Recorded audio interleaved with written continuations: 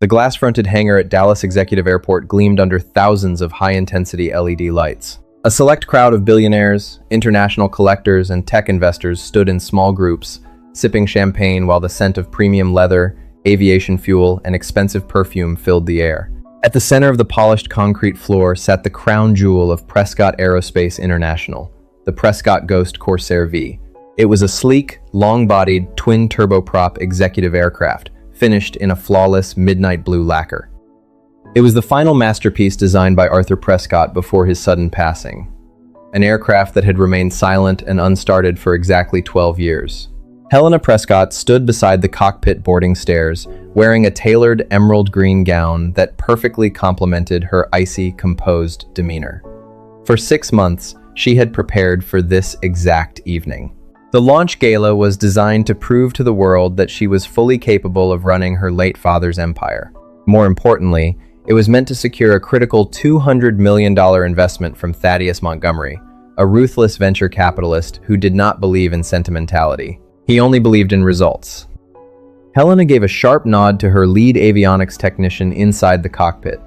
The technician turned the master switch. A low, agonizing click echoed through the hangar speakers. Helena swallowed her rising panic and signaled for a second attempt. This time, the digital displays on the instrument panel flickered, groaned with a brief flash of amber light, and went completely dark. By the third try, the massive turbine engine sat in absolute humiliating silence. A sharp murmur rippled through the crowd of 200 elites. Standing near Thaddeus Montgomery, a senior board member named Richard Albright allowed a cold, satisfied smile to touch his lips. Richard had spent the last 2 years quietly plotting to oust Helena from her own company, and tonight was going exactly as he had planned. Near the edge of the display area, safely behind a heavy velvet rope, a tall man in a faded canvas work jacket stood with his hand resting gently on his daughter's shoulder. Garrett Vance had not been invited to drink champagne. He was a temporary contract worker, paid a flat hourly rate to help tow the heavy static displays into position before the guests arrived. His work boots were scuffed, and his knuckles bore the faint, indelible dark marks of engine grease that no amount of industrial soap could ever completely remove. Beside him, his 7-year-old daughter, Chloe, clutched a small, scratched brass toy airplane against her chest like a shield. When the third starting attempt failed, Garrett tilted his head slightly, listening to the specific frequency of the dying electrical hum. He spoke in a quiet, grounded voice, meant only for himself. That is not a dead starter generator. The digital fuel management system is locked in an asymmetric initialization loop. Helena, who had stepped away from the boarding stairs to conceal her trembling hands, caught the sound of his voice. In any other circumstance, she would have ignored it. But with Richard Albright smirking and Thaddeus Montgomery looking at his watch, her defensive pride took over. She turned her sharp gaze toward the man in the canvas jacket, took 3 slow steps off the platform, and let her clear voice carry across the silent hangar. "If you can make that turbine breathe," she said, her lips curved into a cold, performative smile, "I will personally take you out to dinner tonight." The room erupted into laughter. It began as a sharp chuckle from a couple near the catering stations and quickly rolled into a wave of polite, mocking amusement across the floor. A tech blogger near the media line immediately began typing a draft on his phone. Garrett did not flinch. He did not step forward. He simply lowered his hand to cover Chloe's left ear, trying to shield her from the collective mockery of the room. But Chloe had already felt the sting. Her grip on her small brass airplane tightened until her tiny knuckles turned white, and she looked down at the polished concrete floor, her shoulders tightening. Long before this humiliating night in Dallas, Garrett Vance had lived a completely different life. Raised in a rugged aviation maintenance depot near Coeur d'Alene, Idaho, he had learned the complex geometry of aircraft engines before he was old enough to drive a car. He possessed a rare, almost instinctual gift for diagnostics, a quality that eventually earned him a role as an elite military master crew chief overseeing experimental propulsion systems. He had met his wife Clara at a small regional air show. She was a woman whose warmth could soften the hardest metal in his shop. But 5 years later, a sudden winter storm on an icy mountain road took Clara away forever. After that devastating loss, Garrett walked away from his high-ranking military career and the lucrative corporate defense contracts that followed. He could no longer accept positions that required long deployments or endless travel. He chose instead the quiet, unglamorous life of a freelance mechanic, taking temporary odd jobs so he could be home every single afternoon to pack Chloe's lunch, walk her to the school bus, and read to her until she fell asleep. To him, being a present father was worth more than any corporate title. Chloe still carried the brass toy airplane her mother had bought her just days before the accident. Whenever she missed Clara, she would spin its tiny propeller and ask her father if her mother could see them from the sky. Garrett had taken this low-paying hangar job only because Chloe had begged to see a real Legacy Prescott aircraft up close. He never expected to be standing under spotlights, being publicly ridiculed by a billionaire executive in front of hundreds of strangers. The security chief, Marcus Thorne, a broad man with an aggressive demeanor, stepped into Garrett's space. He looked down at Chloe's worn sneakers with open disgust. "Your shift ended an hour ago, worker. Take the kid and get out through the cargo doors before I have you removed for disrupting the presentation." Chloe flinched, stepping closer to her father's leg. She had done nothing wrong, but the architecture of the room made it clear that she and her father were viewed as nothing more than a temporary blemish on a pristine corporate stage. Garrett knelt down, completely ignoring the security chief, and began gently zipping up his daughter's jacket. "It is all right, Chloe," he whispered softly. "Let us go home." But Helena, watching them retreat, felt a sharp pang of internal frustration. She saw the child's hurt expression, and her own guilt began to morph into bitter defiance. She called out after them, her voice echoing off the metal roof. "What is the matter? Is the challenge too much for a grease monkey? I keep my promises. A date with me, in front of everyone, if you can turn the key."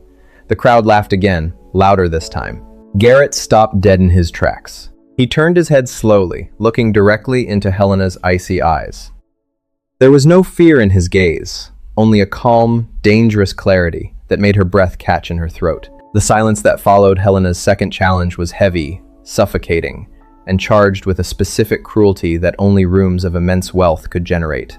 Marcus Thorne, the security chief, took another step forward, his hand moving slightly toward his radio casing, ready to enforce the eviction. But Chloe did not move. She stood anchored to the spot, her small fingers tightening against Garrett's faded sleeve. She looked up at her father, her eyes wide and clear, reflecting the brilliant LED lights of the hangar. "Daddy," she whispered, her voice cutting through the quiet like a silver bell. "You always told me that a real airman never walks away from a broken wing, and Mom said your hands could make anything fly again." Garrett looked down at his daughter. The mention of Clara's unshakable faith in him hit his chest with the force of a physical blow. If he walked out of this hangar right now, he would protect his own pride, but he would leave Chloe with a terrible lesson. She would learn that when the world is loud, arrogant, and mocking, the safe choice is to hide the truth and retreat. He could not let her inherit that fear. He stood up straight, his tall frame instantly shifting into a posture of absolute authority, a commanding presence he hadn't used since his days leading elite tactical maintenance crews in the military. He turned around slowly. "I don't care about your dinner, Miss Prescott," Garrett said, his voice resonant, steady, and entirely unbothered by the weight of the room. "But my daughter asked me to fix an airplane, and I never disappoint my daughter." The return to the platform. A few investors near the front row exchanged uneasy glances. The easy mockery that had filled the air just moments before began to curdle into suspense. Garrett walked back toward the display platform with measured, deliberate strides, holding Chloe's hand firmly in his own. Marcus Thorne moved to cut him off, his face darkening. "I told you to leave, pal. Let him through, Marcus." Helena's voice cut across the floor. It was sharp and controlled, but beneath the surface, a tremor of genuine anxiety was beginning to take root. She had spent months pretending she had everything under control, yet here she was, allowing a scuffed boot technician to walk onto her stage because her entire corporate future was slipping through her fingers. Garrett stepped onto the pristine white platform. He didn't look at the sophisticated digital diagnostic monitors.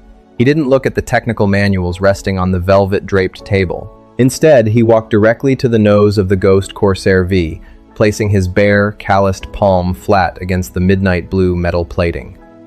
He closed his eyes, tilting his head slightly, listening to the faint, erratic cycling of the cooling fans inside the avionics bay. What is he doing? Richard Albright muttered from the VIP section, checking his gold watch with an irritated sigh. Is he casting a spell on a $200 million airframe? This is a circus, Helena. He is listening, a quiet voice replied. Suspicion begins. Nolan Gallagher, the 60-year-old director of propulsion who had worked alongside Arthur Prescott for 3 decades, stepped forward. He wasn't laughing. He was watching Garrett's hand placement with an expression of intense, sudden recognition. Garrett opened his eyes and looked down at the younger avionics technician sitting inside the cockpit. Who authorized the software update on the primary digital fuel management system before checking the manual bus overrides? The young technician blinked, completely caught off guard. We ran the standard digital diagnostic. The corporate office in Chicago sent the patch yesterday. Garrett shook his head slowly, a faint, humorless smile touching his lips. The mistake. Treating a legacy masterpiece like a modern tablet. The reality. Arthur Prescott didn't trust pure digital architecture on a prototype turbine. The design. He always built a physical contingency loop into the fuel sequencing line. If the software panics, the mechanical valve locks down completely to prevent an overtemp event. Garrett explained calmly. The plane isn't broken. It's protecting itself from you. Helena took a slow step toward him, her breath catching. Her father had said those exact words to her during a private tour of the design facility when she was just a teenager. A great aircraft must know how to protect itself from an impatient pilot. How do you know that? Helena demanded, her defensive wall fracturing just enough for a profound, unsettling suspicion to seep through. Who exactly are you? Garrett didn't answer her. He reached into his pocket and pulled out a small, well-worn flashlight. He didn't ask for permission.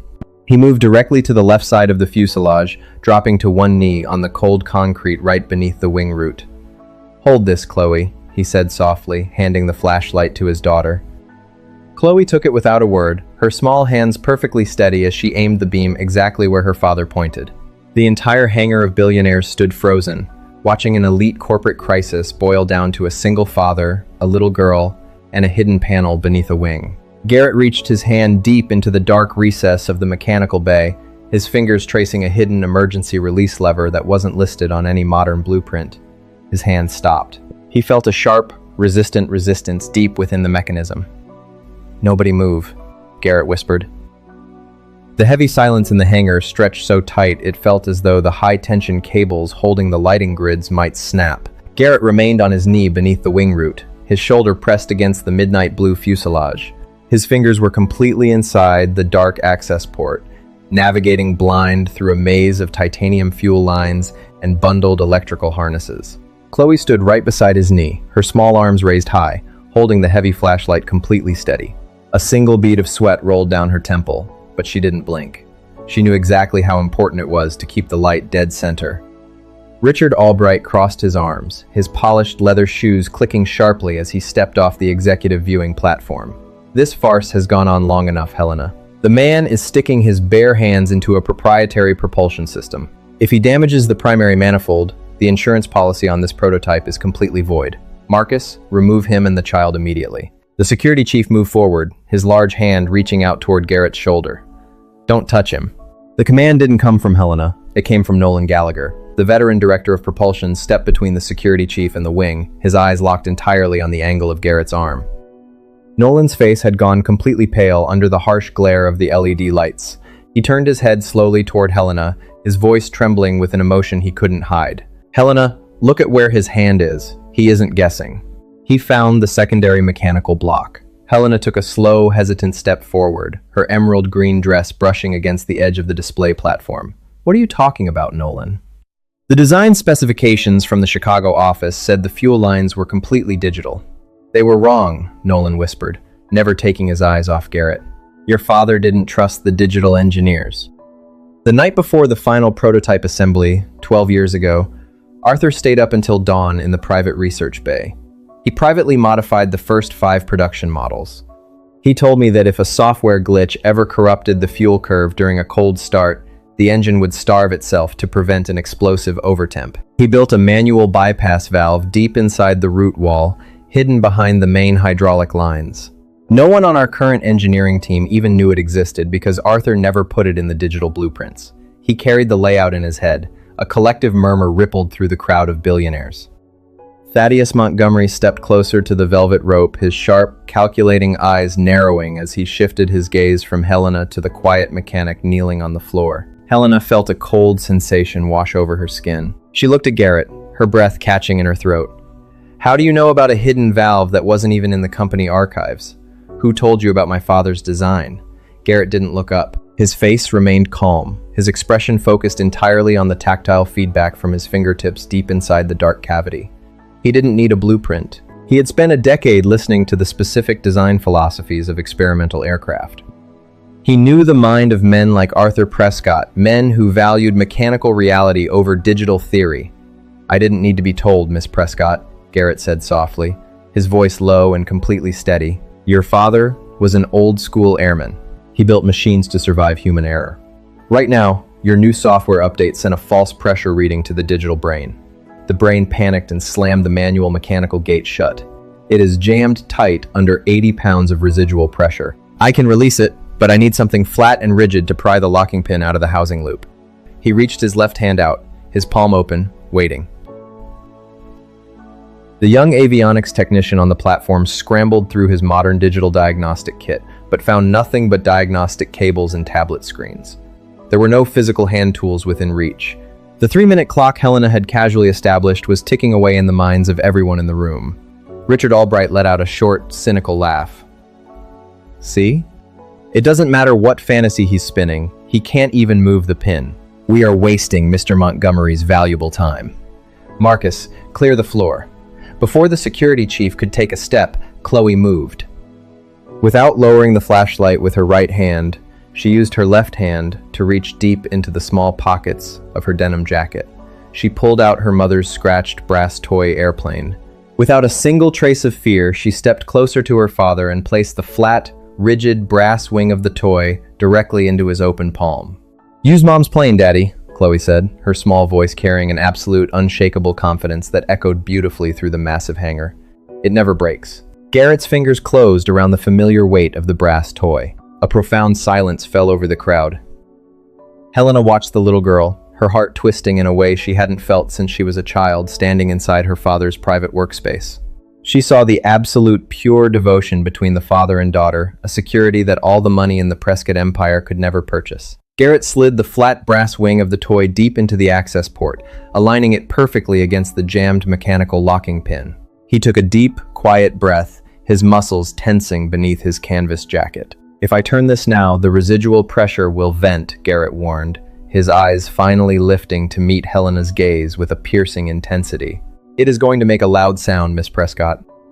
If your team passes out or panics and kills the master switch while the line is venting, the fuel manifold will rupture, and this prototype will never fly again.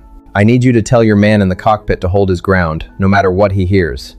Do you trust me?" Helena stood completely frozen under the judgment of 200 pairs of eyes. Her entire life's work, her father's legacy, and her corporate survival hung on a single choice. She looked at the scuffed boots of the mechanic, then at the bright, hopeful eyes of the little girl holding the flashlight. She straightened her spine, her voice returning with a fierce, absolute clarity. "Stand your ground," she commanded the technician in the cockpit. "Nobody touches the switches until this man says so." Garrett nodded once. He gripped the brass toy, braced his shoulder against the airframe, and applied sudden, precise pressure to the hidden lever. A sharp metallic crack echoed through the hangar, followed immediately by the terrifying, deafening hiss of high-pressure air and trapped fuel venting directly into the bypass drainage lines. The young technician in the cockpit flinched violently, his hand hovering over the emergency cutoff, his face white with terror. The crowd gasped, several investors taking a hurried step backward in pure panic. But Garrett didn't move an inch. He held the brass toy locked in place, his face completely calm amidst the roaring pressure, waiting for the line to equalize. The terrifying hiss of the high-pressure fuel line slowly tapered off, fading into a sharp, decisive metallic click deep within the fuselage. The manual bypass valve had finally seated into its proper alignment. Garrett Vance slowly withdrew his arm from the dark access cavity, his sleeve dark with a fresh smear of hydraulic fluid. He turned to his daughter and placed the small brass toy airplane back into her waiting hands. "Perfect assistance, Chloe," Garrett said softly, wiping a speck of dust from her cheek with his clean thumb. "Your mother would be incredibly proud of your steady hand tonight." Chloe smiled, holding the brass toy tightly against her heart. "I knew the wing wouldn't bend, Daddy." Garrett stood up, turning his attention to the cockpit stairs. "Cycle the auxiliary fuel pumps now," he called out to the young technician. The technician glanced at Helena Prescott for confirmation. Helena, her chest rising and falling with shallow, tense breaths, gave a sharp nod. The technician flipped the primary toggle. Instantly, a deep, musical hum vibrated through the floorboards of the hangar, the unmistakable sound of fuel flowing smoothly through the newly cleared manifold lines. But before anyone could celebrate, the cockpit display panel suddenly exploded into a frenzy of flashing amber and crimson indicators. A piercing, dual-tone warning siren began to echo through the hangar speakers, bouncing off the steel-beamed ceiling with a deafening, chaotic rhythm. "We have an emergency," the young technician yelled, his voice cracking with sheer panic as he stared at the primary avionics screen. "Fuel manifold oversaturation in engine number 1. The intake is completely flooded from the previous starting attempts. We have a residual vapor ignition hazard." The word hazard struck the crowd of billionaires like an electric shock. Several high-profile investors near the front row gasped, immediately retreating toward the main exit doors. The elegant, controlled atmosphere of the multi-million-dollar gala dissolved into a scene of chaotic confusion. Richard Albright saw his opening and seized it with ruthless precision. He marched across the platform, grabbing a wireless microphone from the media podium. His voice boomed across the entire hangar, amplifying the panic. "This is absolute madness!" Richard shouted, pointing a finger directly at Helena. "Look at what your pride has done, Helena. You have allowed a literal temporary grease monkey and a frightened child to sabotage our company's most expensive prototype. She is endangering every life in this facility just to cover up her own operational incompetence. Thaddeus, look at this disaster. She is utterly unfit to run Prescott Aerospace, let alone carry her father's legendary name." The public humiliation landed with devastating force. Helena froze at the base of the cockpit stairs, her face completely drained of color. The polished, icy armor she had worn through years of hostile board meetings shattered into 1,000 pieces. She looked at the flashing red lights, then at Thaddeus Montgomery, who was now shaking his head and stepping back toward his security detail. She felt completely helpless, suffocated by the sudden realization that all her wealth, power, and status could not stop the flashing red lights or silence the mocking voice of her enemy. Her hands began to tremble so violently that she had to drop her high-heeled shoes to the floor just to maintain her balance. Garrett Vance walked across the white platform, his scuffed boots stepping directly into the space between Helena and the glaring eyes of the remaining crowd. His tall, imposing frame completely blocked Richard Albright from Helena's line of sight. He possessed a grounded, unshakable calm that seemed to instantly absorb the frantic energy of the room. He looked down at Helena. Her eyes were wide, glossy with tears she refused to shed, her breathing rapid and disorganized. "Miss Prescott, look at me," Garrett said. His voice was low, rich, and entirely unaffected by the blaring sirens or Richard's shouting. It was the voice of a man who had stood on burning flight decks and calm airfields alike. Helena lifted her gaze, locking her eyes onto his steady, intense stare. For the first time in her life, she found herself leaning on the strength of a complete stranger. "The intake isn't ruined," Garrett explained with absolute certainty. "It is just holding residual pooling from when your technicians kept pumping fuel into a cold engine without a valid spark sequence. The software thinks there is a fire because the sensor is wet. It is a simple clearing issue, but I need you to breathe. Your father designed a dry clearance override switch on the overhead panel for this exact scenario. Do you understand me?" Helena swallowed hard, her voice a fragile whisper. The overhead panel?" "Yes," Garrett said, his hand extending to gently touch her elbow, guiding her back toward the stairs. "I can't go up there and fly this company into the future for you. You have to climb those steps, sit in that captain's seat, and clear your father's engine yourself. I will be right here." Helena looked down at Chloe, who was watching her with a soft, encouraging expression. The little girl nodded once, as if passing a quiet torch of courage to the powerful billionaire. Helena drew a deep, steadying breath, her posture locking back into alignment. She turned to ascend the stairs, but Richard Albright stepped forward, his face twisted in anger as he tried to block the bottom step. "I won't let you continue this dangerous stunt, Helena. Marcus, grab her!" Before the security chief could move a single muscle, Garrett shifted his weight. He stepped directly into Richard's path, his chest inches from the older man's face. The quiet, masculine intensity radiating from Garrett was so overwhelming that Richard instantly went silent, taking a clumsy step backward.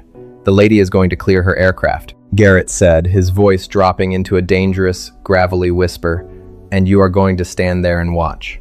Helena climbed the stairs with absolute purpose, sliding into the premium leather captain's seat of the Ghost Corsair V. She looked up at the complex overhead console, her eyes scanning the rows of breaker switches until she found the heavy toggle protected by a red guardrail, manual intake purge. She flipped the guardrail up and pressed the switch. The starter motor engaged with a massive, low-frequency growl, turning the massive turbine blades without introducing fuel, throwing the excess vapor out through the exhaust stacks. But halfway through the purge cycle, a sudden, violent metallic rattle shook the left engine housing. The aircraft shuddered on its landing gear. Inside the cockpit, the young technician screamed in terror. "The compressor blades are loading up! Shut it down! It's tearing itself apart!" Helena's hand hovered over the emergency cutoff, her internal panic returning tenfold as she looked out the cockpit window at Garrett. Garrett stood dead center beneath the wing, his eyes locked on the intake. He yelled back, his voice cutting through the mechanical roar, "Do not touch that switch, Helena! Keep the purge running!" Helena Prescott gripped the heavy, leather-wrapped control wheel inside the cockpit, her knuckles turning completely white as the violent structural vibration rippled up through the floorboards of the prototype. The young avionics technician beside her was in a state of absolute terror, his hand shaking violently as he reached toward the emergency fire suppression T-handles on the center console. "The structural load is spiking," the technician screamed over the blaring cockpit alarms. "We are going to blow the left compressor casing. Helena, we have to cut the master breakers right now." But Helena didn't look at the flashing red warning lights on her digital screens. Instead, she leaned forward, pressing her forehead against the cool glass of the cockpit windscreen, looking straight down through the blinding glare of the overhead LED lights.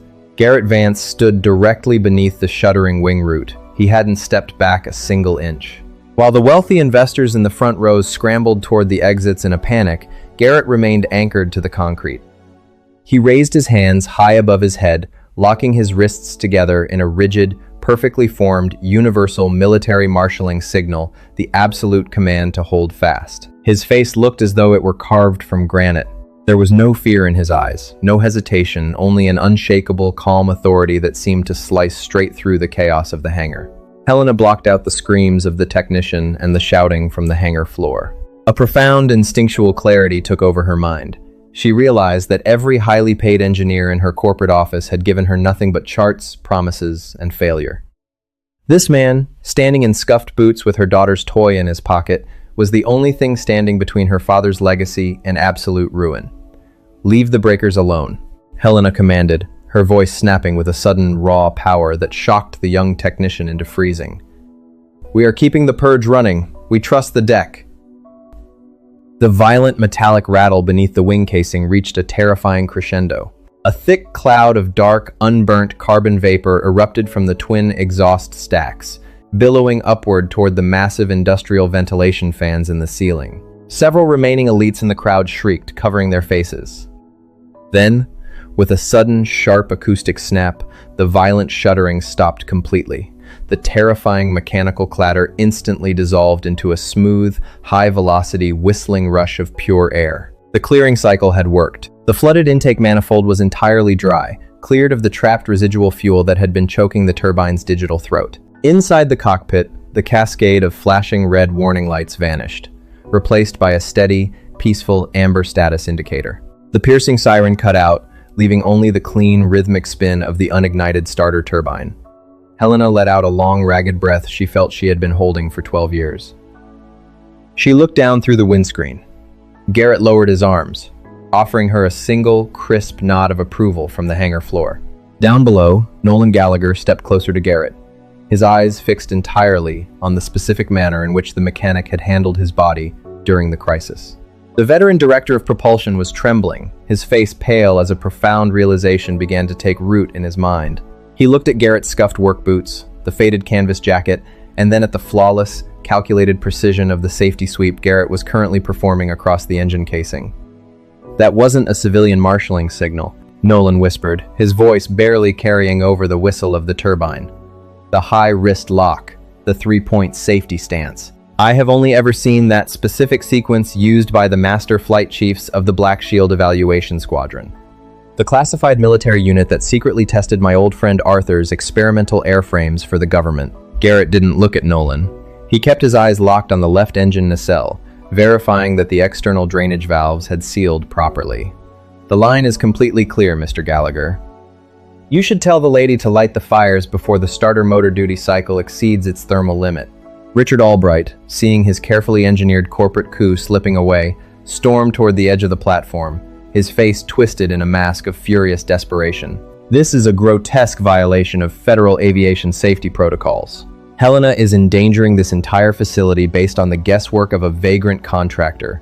Marcus, I am ordering you to seize that man and his child immediately. Shut your mouth, Richard. The command didn't come from Helena. It came from Thaddeus Montgomery. The legendary stone-faced venture capitalist stepped right up to the velvet rope, completely brushing off his own security detail as they tried to guide him toward the exit. He stared at Garrett Vance with an expression of intense, sharp fascination. I have built a $20 billion portfolio by recognizing rare genius when it is standing in front of me, Thaddeus said, his cold voice cutting Richard down to size. And right now, I am looking at a man who understands the internal physics of this aircraft better than the entire engineering board of Prescott Aerospace. Thaddeus turned his gaze down to Chloe, who was standing tall and proud beside her father, her small hand resting comfortably in Garrett's larger palm. "What is your father's name, little girl?" Thaddeus asked, his tone dropping its sharp corporate edge completely. Chloe lifted her chin high, her eyes shining with an absolute, unshakable pride that captivated everyone within earshot. His name is Garrett Vance. And he is the best airman in the whole world. Nolan Gallagher gasped, his arms dropping heavily to his sides as his eyes went wide. Vance? Garrett Vance? The Ghost Chief? The legendary Master Crew Chief who single-handedly diagnosed the catastrophic structural flaw in the classified Mach 3 prototype during the mid-air crisis over the Nevada desert 5 years ago. The name bounced off the steel beams of the hangar, causing a sudden, stunned murmur to ripple through the remaining technical staff. Garrett's jaw tightened slightly. The secret he had kept buried so deeply, the legendary military identity he had walked away from to ensure he could raise his daughter in peace, away from the endless demands of global defense contractors, was beginning to break open under the harsh glare of the Dallas spotlights. Before Nolan could ask another question, Garrett raised his voice, his tone shifting into a commanding, resonant baritone that filled the entire volume of the hangar, commanding absolute obedience. Miss Prescott, your manifold is dry. Your pressure is equalized. Introduce fuel and initiate the primary ignition sequence now. Inside the cockpit, Helena felt the absolute authority of his voice settle deep into her bones. She didn't hesitate for a single fraction of a second. She reached out her steady hand, gripped the heavy twin fuel condition levers, and slammed them forward into the start gate. The exact moment Helena Prescott slammed the fuel condition levers into the start gate, a high-frequency electric spark cracked deep inside the combustion chambers of the twin turbines. For a heartbeat, the hangar held its collective breath. Then, a muffled, deep-chested thump echoed from the engine nacelles, followed instantly by a magnificent rising roar that completely filled the massive facility. The Prescott Ghost Corsair V did not merely start. It erupted into life with a clean, perfectly synchronized, ferocious scream of pure power. The twin four-bladed propellers blurred into shimmering silver discs under the high-intensity LED lights. The sheer acoustic energy rippled across the polished concrete floor, causing the crystal champagne flutes on the catering tables to ring like tiny bells. The entire glass facade of the Dallas hangar vibrated in harmony with the aircraft. Inside the cockpit, the digital instrument panels instantly shifted from amber warning states into a beautiful, steady emerald green. The system initialization sequence completed flawlessly in 3 seconds flat. The twin turbines settled into a rich, resonant, perfectly balanced idyll, a mechanical symphony that Arthur Prescott had spent his final years perfecting, brought to the world at last by a man who had listened when everyone else had panicked. The shifting tides. The remaining billionaires and international investors stood completely transfixed, their faces illuminated by the bright navigation lights of the running aircraft. The fear that had briefly cleared the front rows dissolved instantly into absolute, breathless awe. No one in the modern aviation sector had heard an engine cycle with such flawless mathematical purity. Thaddeus Montgomery did not say a word. He slowly lifted his hands and began to clap. It was not a polite corporate gesture. It was a slow, heavy, deeply respectful tribute from a man who had spent his life breaking empires and funding geniuses. Within seconds, the applause spread like wildfire through the entire hangar. The senior directors who had spent the last 2 years backing Richard Albright's quiet mutiny suddenly broke rank, clapping enthusiastically as they realized the Prescott Empire had just secured its future. Richard Albright stood entirely isolated at the edge of the platform. His face had turned a dark, furious crimson, his hands clenching into tight fists as he watched his meticulously planned corporate execution disintegrate into a historic triumph for the woman he had tried to destroy. Nolan Gallagher walked directly up to Garrett Vance, his hands shaking as he looked at the veteran airman. "It really is you," Nolan said, his voice cracking with immense emotion. 5 years ago, the Pentagon buried the entire incident report, but every master engineer in the aerospace defense sector knew the truth. A classified hypersonic test platform suffered a total computer stabilization failure at 50,000 feet. The design team in Washington wrote the airframe off. They told the pilot to eject. But the master crew chief on the ground refused to give up on his bird. He stayed on the radio link, diagnosed a hidden pneumatic harmonic imbalance by listening to the telemetry stream, and talked the pilot through a manual mechanical bypass that saved his life and a $10 billion government program. They called him the Ghost Chief, because the day after the incident, he erased his security files, turned down a presidential commendation, and completely vanished from the military grid. Nolan looked down at Chloe, who was looking up at her father with a soft, knowing smile. "You didn't vanish because you lost your edge, Garrett. You vanished to be her father." Garrett remained perfectly still, his tall frame unbended by the weight of his own legend. "An aircraft can always be rebuilt, Mr. Gallagher," Garrett said quietly, his voice carrying a calm, unyielding dignity. "But you only get one chance to raise your child right. The reckoning." Up in the cockpit, Helena Prescott carefully retarded the condition levers, bringing the roaring turbines down to a peaceful, stable cool-down cycle. She stood up from the captain's seat, her movements graceful but entirely changed. The cold, impenetrable armor she had worn as a shield for years was completely gone. She walked out of the cockpit door and descended the aluminum boarding stairs. She didn't look at the cameras, she didn't look at the clapping investors, and she didn't look at the contract papers waiting on the velvet table. She walked barefoot across the cool platform, having completely abandoned her high heels until she stood directly on the concrete floor, eye to eye with Garrett Vance. Before she could speak, Richard Albright made one final, desperate, venomous attempt to salvage his dignity. He marched down from the platform, his voice shrill and desperate. "Don't let this theatrical display deceive you, Thaddeus. This man is an unregistered laborer who violated safety protocols. He has no official standing within this corporation. Helena, you cannot allow a common mechanic to dictate the operational parameters of Prescott Aerospace." Helena turned her head slowly, her eyes locking onto Richard with an icy, devastating authority that made the older man freeze mid-sentence.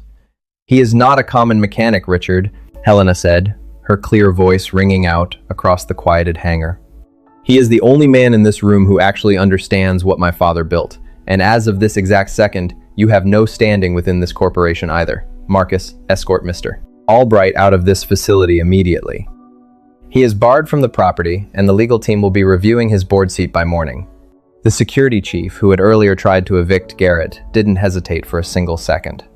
He stepped past Garrett with a look of deep contrition, grabbed Richard Albright firmly by the arm, and marched the shouting. Humiliated director out through the main security checkpoint in front of every major investor in the sector. Helena turned back to Garrett. The entire room watched in absolute silence as the most powerful woman in the American aerospace industry slowly lowered her head, offering a deep, genuine, and profoundly emotional gesture of respect to a father in a faded canvas jacket. "I insulted your profession, I underestimated your character, and I used my status to mock your dignity in front of my peers," Helena said softly, her hands clasped loosely in front of her emerald gown. "Yet when my world was falling apart, you stayed. You protected my father's aircraft, and you gave me the courage to stand my ground. I am deeply sorry, Mr. Vance." Garrett looked at her for a long moment, the quiet masculinity of his presence settling the remaining tension in the air. He extended his hand. "Apology accepted, Miss Prescott." Helena reached out, her delicate fingers closing around his rough, oil-stained palm. As their hands met, a sudden, powerful stillness passed between them. A silent, unspoken understanding that money could buy an empire, but it could never buy the kind of honor standing right in front of her. Before the silence could linger, Thaddeus Montgomery stepped forward, a sharp, brilliant smile on his face as he drew a sleek leather pen from his coat pocket. "Now then, Helena," the billionaire investor said, gesturing toward the contract papers, "let us sign this deal, but under one new condition."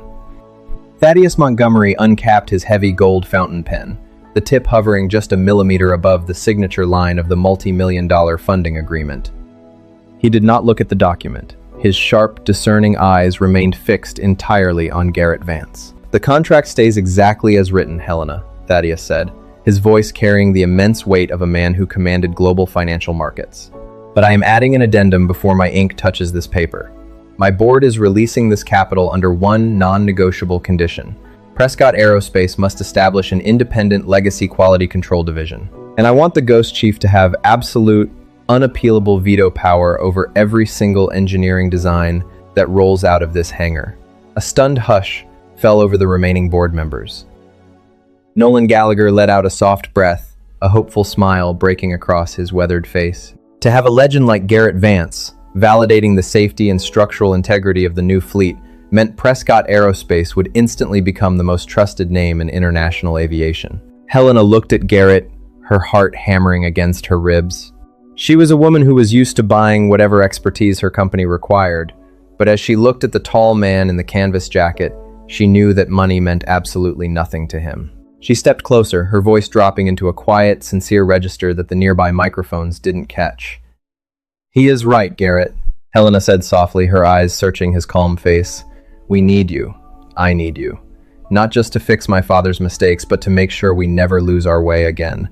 Name your price. Whatever salary you want, it is yours." Garrett looked at the contract on the table, then down at Chloe, who was quietly sliding her brass toy airplane back into her pocket.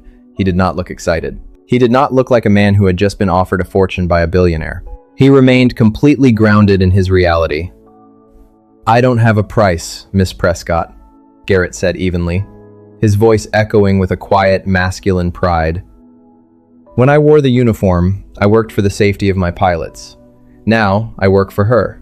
My daughter starts the second grade next term. She has homework, she has soccer practice on Tuesday afternoons, and she likes her father to be the one who makes her dinner every single night.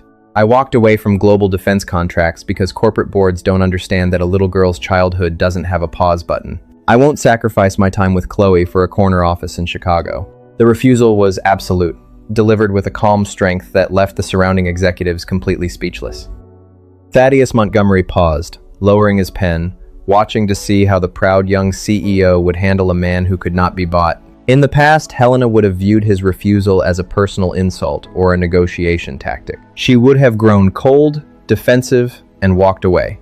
But standing there barefoot on the concrete, looking at the protective way Garrett's hand rested on his daughter's shoulder, something profound shifted inside her. She saw the immense, aching contrast between her own life and his. She had millions of dollars, a global empire, and a penthouse suite, but she spent her nights entirely alone, surrounded by guarded walls and corporate sharks who wanted to destroy her. Garrett had nothing but a faded jacket and a toolbox, yet he possessed an absolute, unshakable peace because his heart belonged completely to his child. Helena took a slow, deep breath, her eyes softening as she made a decision that would have horrified her corporate advisors. She stepped off the executive platform and crouched down on the concrete floor until she was at eye level with Chloe. "Chloe," Helena said gently, her voice trembling slightly as she spoke directly to the little girl.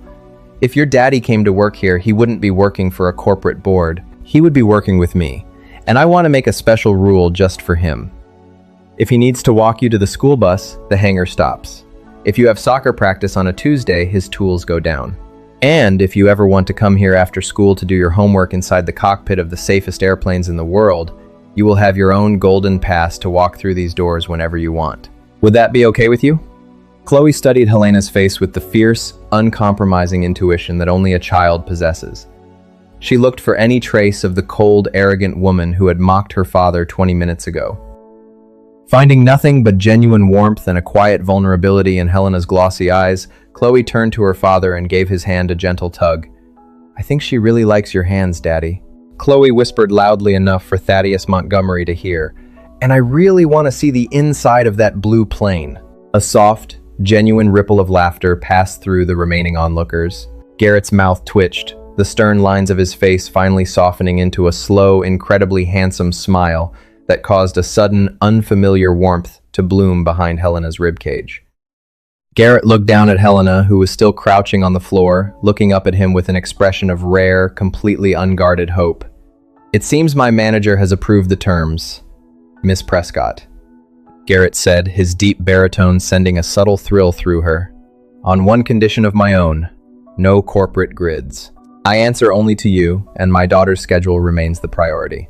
"Agreed," Helena said, rising slowly to her feet, her eyes locked entirely onto his. Thaddeus Montgomery let out a booming laugh, slamming his gold pen down onto the contract, signing his name with a flourish. "Magnificent. The capital is cleared, Helena. Prescott Aerospace has its future, and more importantly, it has its soul back." The crowd erupted into a final celebratory round of applause as Thaddeus and his aides began moving toward the private dining suites to celebrate the signing. The media lines cleared, the brilliant spotlights were dimmed to a soft, ambient glow, and the frantic energy of the multi-million-dollar gala finally began to drift away into the Texas night. Nolan Gallagher walked over to the cockpit stairs, helping the young, exhausted technician secure the systems of the Ghost Corsair V for the evening. The massive twin turbines were shut down, slowing to a quiet, rhythmic click as the metal components cooled in the quiet hangar. Helena remained standing near the wing root, completely oblivious to the assistants calling her name from the VIP suites. She looked at Garrett, who was carefully wiping a stray smudge of hydraulic oil from Chloe's small denim sleeve with a clean cloth. The silence between them was no longer tense or heavy. It was filled with a growing magnetic awareness that made the vast hangar feel incredibly small. "You don't have your shoes?" Garrett noted quietly, his eyes dropping to her bare feet on the cool concrete before lifting to meet her gaze with a dangerous, subtle amusement. Helena let out a soft, breathless chuckle, a faint pink color rising along her cheeks. "I think I left them near the stairs when the engine started shaking. I forgot all about them." "A good airman always checks their landing gear before they walk the deck," Garrett murmured, stepping a single inch closer. The scent of clean cedarwood and faint engine oil radiated from his jacket, completely overwhelming the expensive perfume she wore. Helena looked up at him, her breath catching as she felt the sheer, grounded security of his presence. For the first time in her entire life, she didn't feel the need to be the strongest person in the room. "Thank you, Garrett," she whispered, her voice carrying a profound emotion that had nothing to do with corporate contracts. "For everything." Garrett nodded once, his eyes holding hers with an intensity that promised a completely different future for both of them. "Get your shoes, Helena. The night isn't over yet." The staff corridor leading from the main hangar floor to the executive parking lot was quiet, illuminated only by the soft humming glow of recessed fluorescent lights. The distant, celebratory noise of the VIP lounge was nothing more than a faint echo against the thick concrete walls. Helena walked slowly beside Garrett, her high heels now back on her feet, though she carried herself with a new, relaxed grace that had nothing to do with corporate posturing. Chloe walked between them, her small hand firmly anchored inside Garrett's large palm, while her other hand happily traced the smooth metal surface of her brass toy airplane. "The parking lot is just through these double doors," Helena said, her voice soft in the quiet hallway. She stopped a few feet from the exit, turning her body to face him. "My driver can take you and Chloe anywhere you need to go tonight, Garrett. It's the least I can do." "Thank you, Helena," Garrett replied, his deep baritone rich and steady in the enclosed space. "But my old truck is parked in the secondary lot. It may not look like much compared to the vehicles outside, but it gets us home." Helena smiled, a genuine, warm expression that reached her eyes. "After what I witnessed tonight, I am pretty sure you could make a toaster fly if you spent 10 minutes listening to it." "I will never judge a machine or a man by the exterior cover again." A final twist of fate. Before Garrett could reply, the heavy double doors at the end of the corridor swung open with a sharp, echoing thud. Nolan Gallagher stepped into the hallway, catching his breath as if he had been running across the entire facility. He held a weathered, leather-bound notebook tightly against his chest, an archival design log that Helena recognized instantly. It was her father's private journal from the final months of his life. "Helena, Garrett, wait!" Nolan panted, his eyes wide with an overwhelming mix of shock and profound emotion. I went back to Arthur's old desk in the vault to pull the original wiring schematics for the production models. I needed to verify something about the manual bypass valve Garrett found. Helena frowned slightly, her protective instincts returning. "What is it, Nolan? Is there another issue with the prototype?" No issue, Nolan said, his voice trembling as he opened the leather journal, turning to a page dated exactly 12 years ago, just weeks before Arthur Prescott passed away. Look at the handwritten notes from the final assembly night. Arthur wrote down the exact structural parameters for the emergency fuel override loop. He knew the digital systems would fail eventually. But look at the bottom of the page. Nolan held the notebook forward under the light. Helena leaned in, her eyes scanning her father's familiar, precise handwriting. Beneath the complex technical drawings of the fuel gate, there was a short private note written in dark ink. "The digital engineers think I am paranoid. They don't understand that software doesn't have a soul. If the sequence ever locks out in production, the company will need a true airman to find the gate. I have designed the override handle to respond to the specific leverage of a Master Chief's calibration tool. If I am no longer here to turn it, I pray the Ghost Chief finds this tail number. He is the only man I trust to protect my daughter's inheritance." Helena felt a sudden, profound wave of emotion crash over her. She looked up from the page, her eyes locked onto Garrett's calm, silent face. The realization. Her father hadn't just built an airplane. The legacy. He had built a machine that could only be saved by the one legendary airman he respected above all others. The truth. Garrett wasn't a stranger who had accidentally stumbled onto her stage tonight. Fate had brought the Ghost Chief to the hangar to fulfill her father's final wish. "He knew you," Helena whispered, a single tear finally escaping her eye and tracking down her cheek. "My father knew exactly who you were, Garrett. He trusted you to save this company before I even knew how to run it." Garrett looked down at the handwritten note in the journal. A quiet, reverent look passed over his features. "Arthur Prescott was a visionary. Helena," Garrett said softly, "he gave me my first technical assignment when I was just a young specialist in the service. He taught me that an airplane isn't just metal and wires, it's a promise to keep the people inside it safe. I didn't come here tonight for the company, but I think your father wanted to make sure you were taken care of. Justice and closure." Chloe looked up at Helena, reaching out her small hand to gently touch the edge of the emerald gown. "Don't cry, Helena. My daddy is here now. He never lets the engines stop." Helena sniffled, letting out a soft, emotional laugh as she knelt down, wrapping her arms around Chloe in a warm, lingering hug. The cold, isolated world she had lived in for years felt completely replaced by a deep, undeniable sense of emotional security.